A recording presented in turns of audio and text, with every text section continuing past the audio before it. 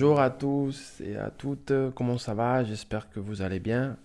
Et pour l'instant, nous allons reprendre notre cours d'histoire online, ok? Et nous allons commencer avec la quatrième République française, ok? Pour reprendre les sujets, il faut bien se rappeler de où est-ce qu'on avait laissé la France à la fin de la Deuxième Guerre mondiale, la libération, la fin de la guerre en fait en Europe. À partir de cela, comment la France va-t-elle envisager cette nouvelle période? De quelle manière va-t-elle reconstruire sa vie sociale, politique et économique après les chocs qui représentent l'invasion nazie et la collaboration des Vichy, mais aussi l'existence d'une résistance extérieure, intérieure, comme on a déjà étudié.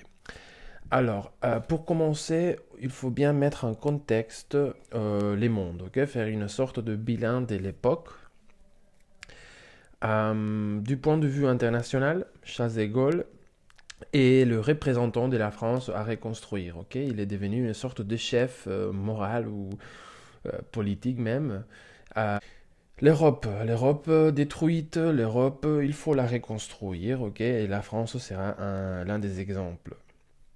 C'est aussi dans ces contextes de reconstruction où des projets comme la Communauté économique européenne, la future Union européenne, vont naître. Ok.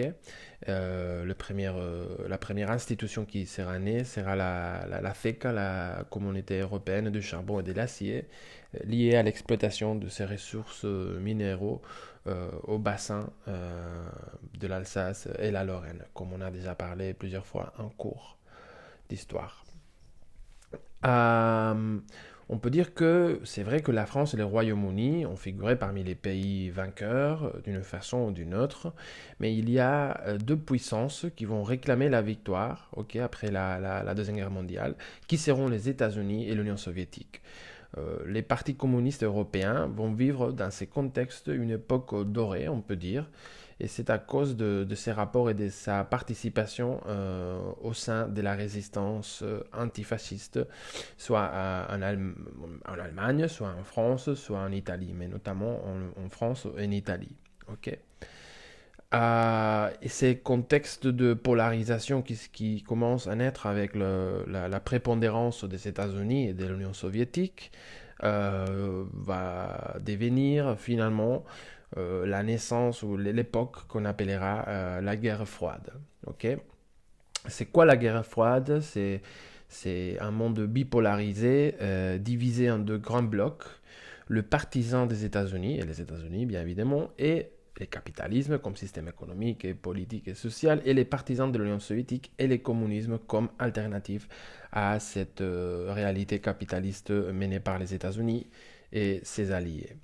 Euh, Cela nous met dans un contexte donc où la guerre froide aura lieu, une guerre qui n'aura pas des combats directs entre les deux grandes puissances, mais qui va vivre des moments de forte tension entre les deux pays, et notamment à partir de l'articulation des conflits plus petits entre ses alliés. Ok.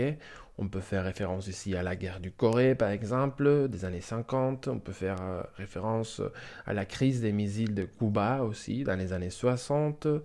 Et bon, notamment, on parle de ces deux grands conflits, mais il y en a des autres. Ok. Mais pour aller un peu vite et synthétiser, on peut résumer la guerre froide comme un procès historique dans lequel les deux grandes puissances vont créer des blocs polarisés entre eux autour de ces systèmes et de son influence politique, idéologique, économique, etc. Les États-Unis et l'Union soviétique. C'est aussi un contexte mondial provoqué, ou pas provoqué, mais marqué par un procès global de décolonisation. Ok. Ainsi comme la Première Guerre mondiale avait marqué la fin de beaucoup d'empires, la Deuxième Guerre mondiale signifie aussi la fin de pas mal d'empires coloniaux, parmi lesquels le français. Et étant donné que les populations colonisées, certaines populations colonisées vont profiter de cette bipolarisation pour se mettre à un côté ou à l'autre du tablier des échecs et exiger, réclamer leur indépendance. En France, on parle notamment de l'indépendance du procès de décolonisation de l'Algérie, du Madagascar, de la Tunisie, du Maroc en Afrique, mais aussi en Asie, en Indochine. Autant l'Algérie comme l'Indochine vont marquer des événements très importants, vont devenir de faits clés pour comprendre les procès, la période de la 4e République et notamment son échec, ok, ou sa courte durée, on peut dire. Il y a des autres éléments à étudier qu'on va voir, mais la décolonisation sera un moment très important. Euh, Sous la forme de table de contenu, ok, on va approfondir dans ces sujets, mais je vous propose ici deux dates remarquables liées à la décolonisation en France. En mai 54, c'est la défaite contre l'armée, la guérille de Ho Chi Minh, les Vietnamites, qui vont déclencher l'indépendance de plusieurs pays, soit le Laos, la Cambodge, le Vietnam, etc. Et l'indépendance qui est garantie aux accords de Genève de ce pays, en réponse à la défaite militaire de Français à Dien Bien Phu. Et le même novembre de l'année 54, c'est la création du Front de libération nationale de l'Algérie et le déclenchement de la guerre d'indépendance de l'Algérie dans les territoires d'Algérie. Ce ne sera jusqu'en mars 1962, déjà dans la 5e République, donc cette partie-là, on le verra dans les futurs, dans l'avenir, que les accords d'Évian sont signés par De Gaulle, notamment, qui est revenu à la première page de la politique, mais cela on le te dira, et que l'indépendance de l'Algérie est aussi confirmée et garantie.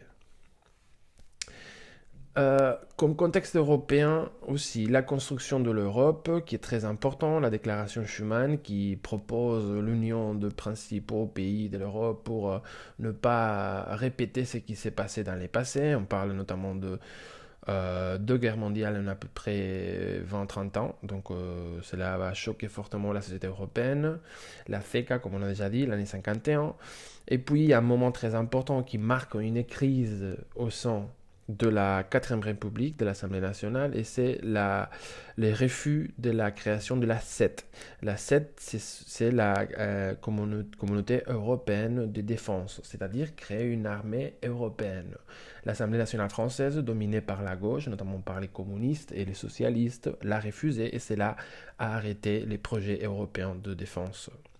L'année 57, finalement, le traité de Rome est signé avec lequel la communauté économique européenne est née. Okay, donc le projet de construction européen qui va nous accompagner en fait jusqu'aujourd'hui avec les effets que vous connaissez au niveau médiatique, comme par exemple le Brexit, etc., qui a marqué fortement l'avenir et qui a mis des doutes autour de de la continuité de ces projets. Robert Schuman, qui est en fait le ministre des Affaires étrangères français, avait dit dans sa déclaration: l'Europe ne se fera pas d'un coup ni dans une construction d'ensemble. Elle se fera par des réalisations concrètes, créant d'abord une solidarité de fait. Donc il y a un certain élan d'optimisme par rapport aux relations internationales à la fin, dans la post-deuxième guerre mondiale. Okay, marqué par ces projets de construction européens dans lesquels la France va prendre parti, si bien avec ses limitations, comme par exemple celle de l'année 54, en refusant la communauté européenne de défense. Alors, quelle est la situation de la France après la guerre? Okay, on va entrer dans la matière particulière de l'histoire de la France. Au niveau économique, bien évidemment, il faut reconstruire les pays. Le pays a été bloqué pendant 4-5 ans à peu près à cause de la guerre, de l'invasion et de la collaboration. Et le moment que le gouvernement provisoire de la République française a débuté ou a proposé les débuts d'un nouveau procès constituant pour redevenir à la situation antérieure de la guerre, certaines mesures vont s'imposer. Des mesures, on peut dire, d'urgence ou d'émergence qu'il faut bien mettre en place pour assurer la reconstruction et que cela touche toutes les couches sociales du pays. On parle notamment de mesures très liées à la politique des gauches, comme par exemple la nationalisation, la banque, l'énergie, les transports et des entreprises qui appartenaient à des collaborateurs du régime de Vichy vont être nationalisées et donc feront partie de la République française. On assure des libertés syndicales pour bien pouvoir régler la question du travail qui reste complexe après un conflit comme la Deuxième Guerre mondiale. Comment on fait pour reconstruire les usines, l'industrie. Et pour faire cela, il faut bien assurer que les ouvrières, les travailleurs et les travailleuses ont le droit à négocier ces conditions de travail. Dans ces contextes, en fait, on va voir la naissance, l'année 1946, de la sécurité sociale, c'est-à-dire la naissance de ce qu'on appellera plus tard l'État-providence. On l'appelle l'État del Benestar. C'est-à-dire que l'État pris en charge des éléments de régulation sociale pour assurer une égalité de facto et pour assurer que la croissance économique qui va venir après la reconstruction de la guerre ou pendant la reconstruction de la France après la guerre touche toutes les gens, toute la population. Et par rapport à la gestion des colonies, nous allons voir comment la France, le gouvernement, va proposer la création de l'Union française, c'est-à-dire redessiner l'empire colonial français, donner un peu plus d'autonomie dans un contexte qu'on prévoit déjà complexe et chaud par rapport aux questions coloniales. Voilà des affiches qui expliquent aux Français comment faire pour bien participer dans la reconstruction du pays. Retroussons nos manches, ça ira encore mieux, donc tout le monde au boulot.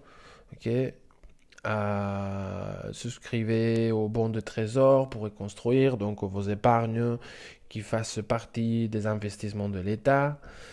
Et voilà la sécurité sociale. C'était forme de solidarité déjà annoncée par Schuman dans la déclaration de Schuman qui signifie la naissance de l'Union européenne, de la communauté économique européenne, mais qui fait référence aussi à l'intérieur du pays. C'est de solidarité qui doit se traduire, se matérialiser en une forme de sécurité sociale, des institutions qui doivent protéger le bien-être de la population. Fermons la porte à la misère, sécurité sociale. Voilà, encore des autres affiches qui parlent les bons de la libération, c'est que les Français peuvent acheter avec sur son argent, sa richesse et ses épargnes, des bons pour participer à la capitalisation de la République, c'est-à-dire que la République ait de l'argent, de la richesse pour bien pouvoir la partager parmi toute la population. Quelle est la situation quelles sont les conséquences de ces mesures économiques Le contexte économique est très favorable, c'est le début des 30 Glorieuses, une période de forte croissance économique dans tout le monde.